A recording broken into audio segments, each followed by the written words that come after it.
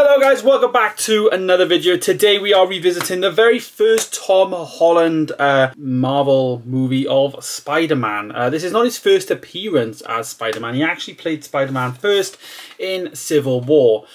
But this is his first standalone movie, and it's part of the MCU. I believe this is in Phase 3.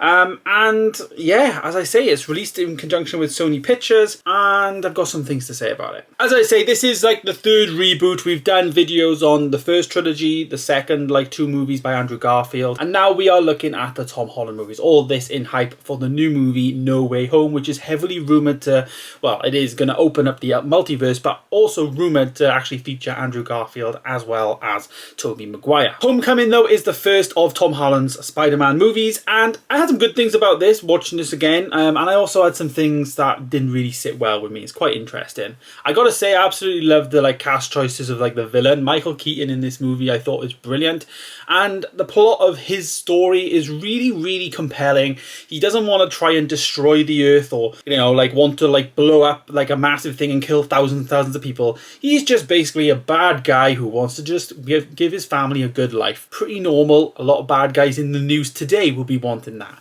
And it's a bit more believable, and it's also quite a realistic villain for Tom Holland's Spider-Man. They actually said in the film, which shocked me because I didn't realize he was that young, was he was 14 when Tony Stark approached him and all that stuff. So he was very young when he actually became Spider-Man. We don't actually see Tom Holland get bit, but we do see him talk to Ned and say, yeah, I was bit by a spider. We kind of skip a lot of that out, which I give this movie props for, because in the first 2 movies we kind of know his origin story. We don't need to go through that again. But they did, address it, I guess, in this movie. And the differences between this series versus the other 2 series is basically that Peter Parker's friends in the other movies are basically Harry Osborn. But in this movie, we get to see him be friends with Ned, who in the comics actually does turn into Hobgoblin, which that's all rumoured to happen in the MCU. I really hope that happens. But, I like that dynamic. The Tom Holland and Ned dynamic I thought was really good. Where this movie falls short for me, though, is just Tom Holland as Peter Parker.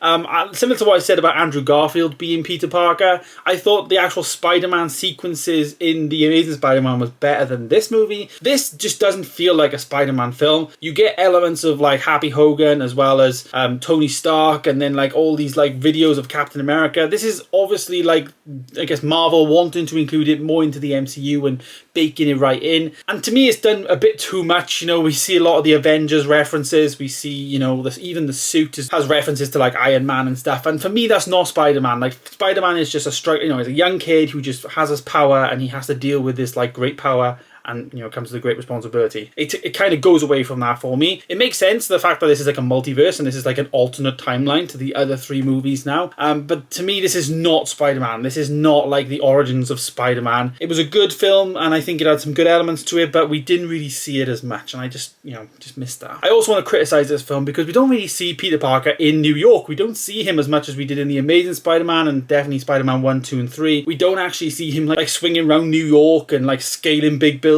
and all that, and the skyline. We don't actually see New York that much. He tends to be in a lot of residential areas, and yeah, it just doesn't feel like a Spider-Man film. It feels more like a Marvel MCU film, which with all these quirky jokes and all that, and it goes for some people, but for me, it's just not Spider-Man. But I did like it. I did like the story. I thought it was a really good story, and the Vulture on the back here, I thought was a brilliant villain. I really can't wait to see him. He is in the Mobius trailer, so hopefully we get to see him again, Michael Keaton. But I'm going to rate this movie, and I'm going to rate it a 5.5 out of 10. I thought it had some good elements to it. It was just above average. There was bits in there that I thought it could have just totally took out altogether, and it just adds that Disney. It just felt like a Disney movie, they just feel like these comical things. And for me, Marvel films are going a bit backwards in that aspect. I'm really critical of them, and I find them hard to watch on times. But for me, I think I don't know, it just doesn't feel like a Spider-Man movie. I'm watching this and I want a Spider-Man movie, especially watching the standard of things even The Amazing Spider-Man, Spider-Man 1, Spider-Man 2. 2, this doesn't do it for me. The plot, I think, is definitely better than things like Amazing Spider-Man 2 and stuff, of course, but they get a lot of the fundamentals of what Spider-Man is wrong, in my opinion. But there you go, guys. There is my revisiting of Spider-Man Homecoming. Stay tuned for the next one, where we'll be looking at Spider-Man Far From Home, and then, of course, No Way Home is going to be out in cinemas. Stay tuned for that, and then I'll do a ranking video of all the Spider-Man movies. Thank you guys so much for watching. Stay tuned for more, and of course, I'll see you in the next one. Goodbye.